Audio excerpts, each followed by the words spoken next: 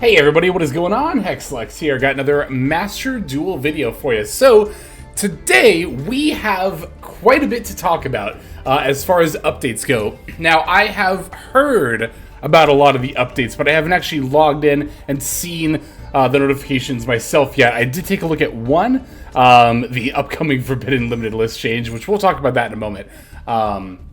But yeah, tons of stuff to go over as far as what's been added to Master Duel with this latest update. First of all, we got a new Duel Pass. We'll go ahead and check that out here. Looks like the Millennium Archetypes version of Exodia is going to be our new wallpaper. And we have a Ruby Carbuncle mate. That's so good. And then I think it was, yeah, the Wicked Avatar icon.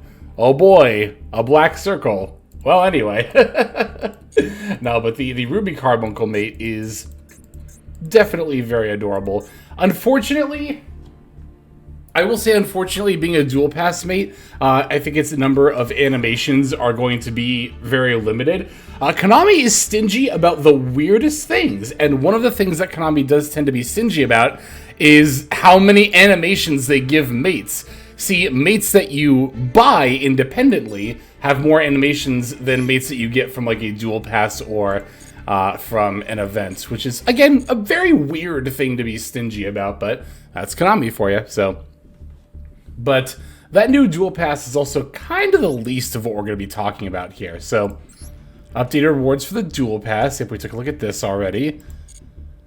A new structure deck. So, funnily enough, I was actually I was considering making a video about how we haven't had a new structure deck lately and hypothesizing on what that could be. But I did not have Hero on my checklist, but this is a fantastic deck to get a structure deck. Well, let's see exactly what's all in here, right? All right, recommended cards, special picks, in addition to the UR Shining Neos Wingman, UR Flame Wingman Infernal Rage, UR Sunrise, and others will be included. So these are all definitely cards that are played in the current model of the competitive hero deck. Very nice to see those. But I want to read this blurb up here too. It says, this is a daringly offensive hero deck that relies on fusion summoning. Your first goal should be to bring out Vision Hero Vion, which can be achieved in various ways, such as using the effect of Vision Hero Varus to special summon Vision Hero Increase. With the effects of Vion, you can prepare your graveyard as well as add polymerization to your hand. That makes it easy to fusion summon hero monsters. Favorite Contact goes a long way when you need to prepare for your opponent's turn, so add it to your hand with the effect of Elemental Hero Flame Wingman Infernal Rage. The ideal monster to special summon with it is Shining Neos Wingman, since it not only lets you destroy several of your opponent's cards, but also gives you a high attack powerhouse to go on the offensive win. Now, this little blurb is actually quite important because it tells us what the other URs in the structure deck are going to be. Vision Hero Vion and Vision Hero Varus. From what I heard from one of y'all on the Discord, I don't remember who said this, it was a couple of hours ago, but someone I saw was saying that like every structure deck has 5 URs, so that actually does tell us what all the URs are going to be here. These 3 fusion monsters, and then Vion and Ferris. So, again, Hero is an excellent choice for a structure deck, right? Not only is it a very popular deck in terms of both competitive play and for nostalgia purposes, but on top of that, it is crazy expensive to build in Master Duel. So, this will knock off, if you buy 3 of these structure decks, it'll knock off 1, 2, 3, 6, 9 of the URs that you need in order to finish the deck. I think the only things that you have to craft at that point would be Stratos and a Hero Lives, right? I guess DPE if you don't have that, Destiny Phoenix Enforcer, but as far as URs go, it looks like Stratos and a Hero Lives are about the only things that aren't included in this starter deck, which definitely makes Hero a lot more accessible. Yeah, it's really cool to see the game kind of do that. And again, it makes sense because not only does Hero have a competitive edge in the format, but also it is a very popular nostalgia deck. If you're intimidated by the prospect of building your deck's trash, might dip your toes, why not stop here? Okay, so just a little blurb there. No additional info we can glean there. So yeah, again, I think that is very, very cool. All right, and then Even bigger news than that, we have the official announcement of a new selection pack, and with it, the archetypes that are going to be included. The Forbidden Liberated.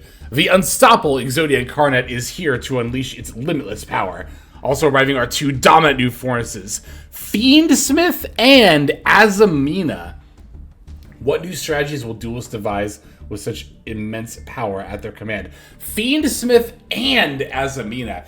This selection pack, I will say, is actually pretty noteworthy in that what they tend to do is they tend to drop one new archetype into a selection pack and then give the other two archetypes are like follow-up support, right? That's been the trend for a very long time.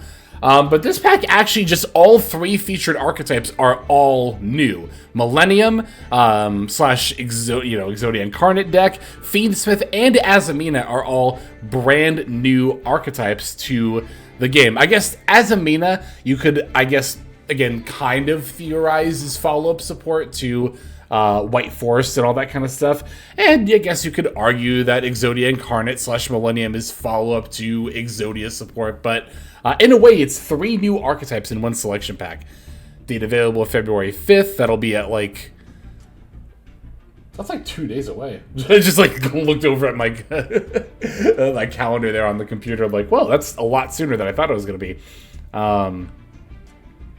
So that'll be on, okay, so date available February 5th. I'm just trying to think from my area, for North America in general, that tends to be like in the middle of the night.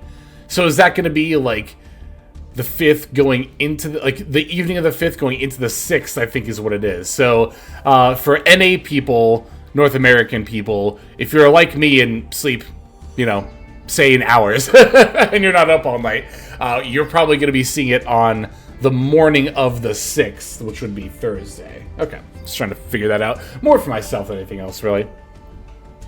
Okay. Featured theme intro, Fiendsmith, a new Link and Fusion archetype centered on Fiendsmith Engraver, who strikes down fiends with Fiendsmith's Requiem. And Azamina, the new Azamina archetype, consists of illusion monsters who use sinful spoils cards as material to bring forth abominable fusion monsters. Yeah, so there'll be, of course, other URs, in addition to the unstoppable Exodia Incarnate. Let's go ahead and take a look at all of these real quick here. The unstoppable Exodia Incarnate is a level 10 fusion monster that is a dark spellcaster. 5 Forbidden One monsters are the materials. Cannot be destroyed by an opponent's card effects. Once per turn, if this card battles, during damage calculation, you can make this card gain attack equal to your life points. Once per turn, when a spell, trap card, or effect is activated, quick effect, you can negate that activation. Once per turn, during the end phase, you can set one Exod or obliterate spell trap from your deck. Once per turn, during your standby phase, lose 1,000 life points. Oh, it's got 5 effects because Exodia. That's cute. Well, this card's not good. And I don't like this card. Not just because it's not good, but this is something that I've mentioned in passing before, but I don't know if I've ever completely said forefront outright. I don't know why we entertain the idea of Exodia. I mean, I know it's nostalgia or whatever, but can we just ban the head of Exodia? Everybody hates FTKs, everybody complains about non-games, but that endorphin rush of nostalgia completely I'm not even exaggerating when I say it's one of the reasons why the Yu-Gi-Oh community as a whole, I cannot take their opinions on the game seriously. When I see people saying, oh, Isolde should be banned because it enables Exodia. And then I'm like, well, how about we just ban the head of Exodia? And people are like, nah, you can't do that. Exodia is cool. And it's like, but you want to ban the thing because it enables Exodia. Okay. Nostalgia is a hell of a drug. I encourage you to get off it if you're on it. And I think Exodia should be banned. Now, of course, they have come out with new support, so that's not going to happen anytime soon. I don't have any delusion that it was going to happen anytime soon because Exodia is the mascot of the series, right? It's Firewall Dragon Syndrome ramped up to 1,000, right? Even if Exodia is completely bullshit, unfair, only achieved through FTK non-games, they're never going to ban it. And it's I'm not a big fan of that. I don't know. I've never had fun being on the other side of Exodia. And I think the only fun I've had playing an Exodia deck is like, you know, playing a deep draw deck in one of the Game Boy Advance games, pulling it off once and being like, oh, okay, well, all right, I've done that. Now I don't have to ever... I don't know. I just don't ever feel the need to do it again. Anyway, that's just my own personal hot take on Exodia. But what else do we have here? Fiendsmith Engraver. This is going to be a big one. Level 6 Light Fiend, 1800 attack, 2400 defense. You can discard this card, add one Fiendsmith spell trap from your deck to your hand. You can target one Fiendsmith equip card you control, and one monster on the field, send them to the graveyard. If this card is in your graveyard, you can shuffle one other Light Fiend monster from your graveyard into the deck or extra deck to special summon this card. So I imagine pretty much everybody watching knows, like, about Fiendsmith, but for the maybe two of you who don't, Fiendsmith is about to be an engine that you're going to see in not only Snake Eyes Yubel and a lot of other meta decks, but you'll see it in just a lot of decks in general, period, right? Because the Fiendsmith engine can do a couple of things that, between these two things, anyway, the two things that it can do are, one, it's one card that gets out two bodies, right? You discard this card, the Fiendsmith spell you add is Fiendsmith Tract. We'll get into that as I talk more about the Fiendsmith combo line in a future update here pretty soon. But long story short, you can either get two bodies just in general to link with, or you can overlay your two level 6 bodies into Beatrice and then foolish any card from your deck to the graveyard. That's what I mean when I say, like, 90% of decks want to do one of those two things, right? Either get two bodies on the board and start link summoning, or make a Beatrice and start foolishing your stuff to get your plays going. So, like I said, in that regard, you're going to see Fiendsmith in any deck that wants to do one of those two things, which will be most of them. Azamina Moa Regina. It's a level 8 Illusion Fusion Effect monster, 3k attack, 2k defense. One Illusion monster plus one level 6 or higher Fiend monster are the material requirements. You can target one Illusion monster in your graveyard, except Azamina Moa Regina, special summon it. When an Azamina or Sinful Spoils card or effect is activated, except Azamina Moa Regina, quick effect, you can target up to 2 cards on the field, destroy them. You can only use each effect of Moa Regina once per turn. So, Azamina is an archetype that, you know, as the blurb said, and as you can see here, directly integrates with the Sinful Spoils archetype. It's a new archetype, but it is an expansion on the Dia Bellstar lore, much like the recent White Forest archetype that we saw, right?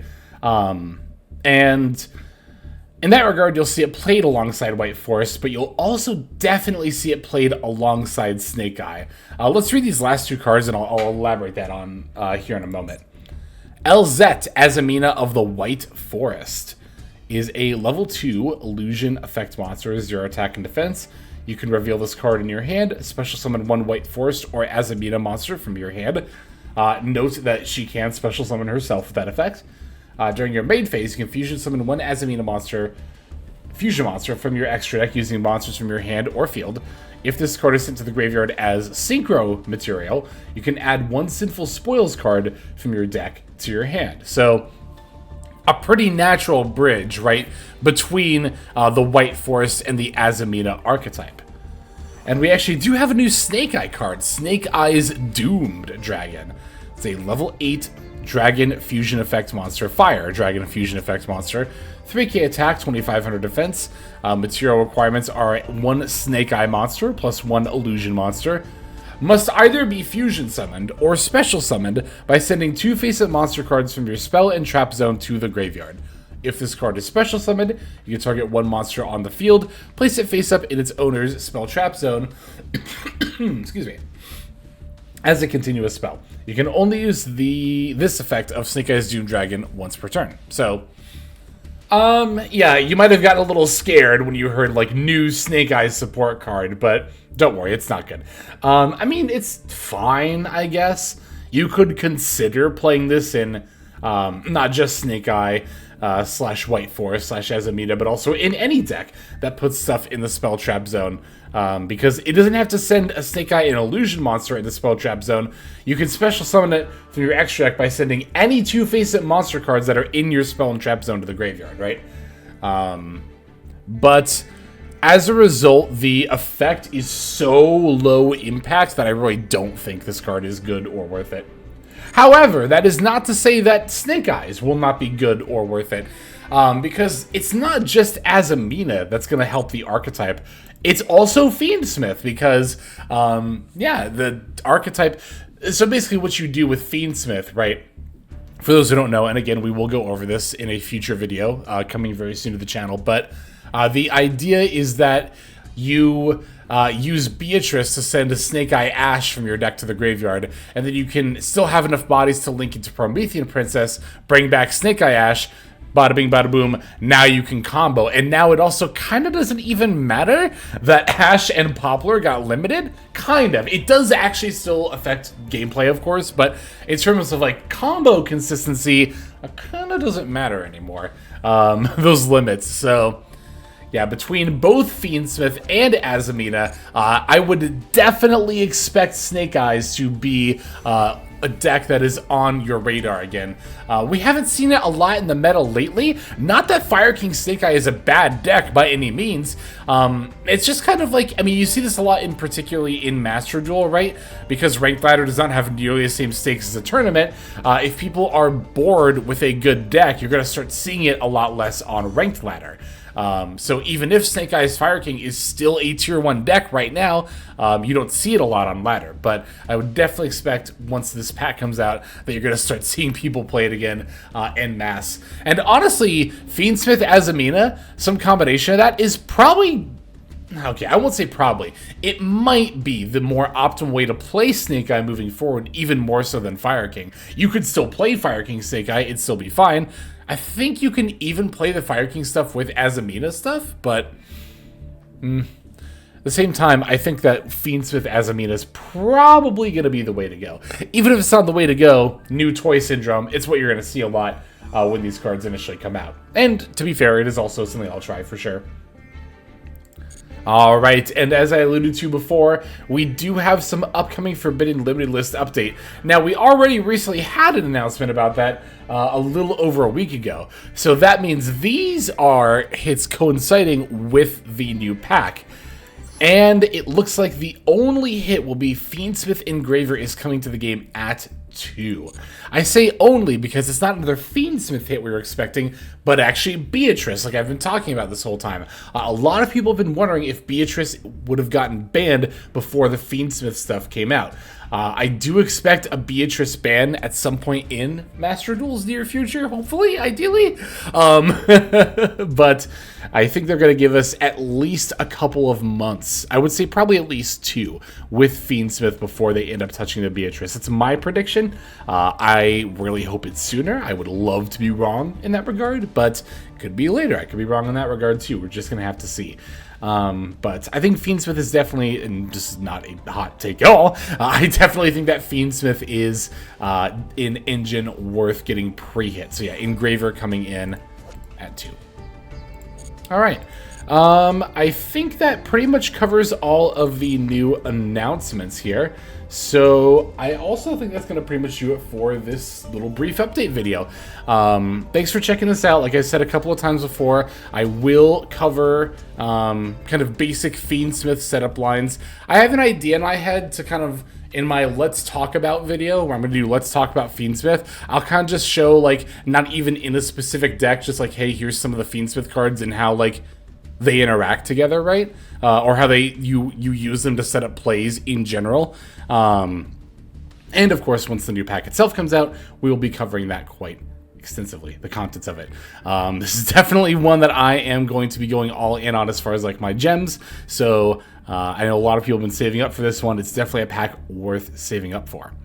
But that'll do it for this one. Thanks for checking out this video. Thanks for supporting, as always, by watching all the way to the end. Why don't we go ahead now and move on to our outro.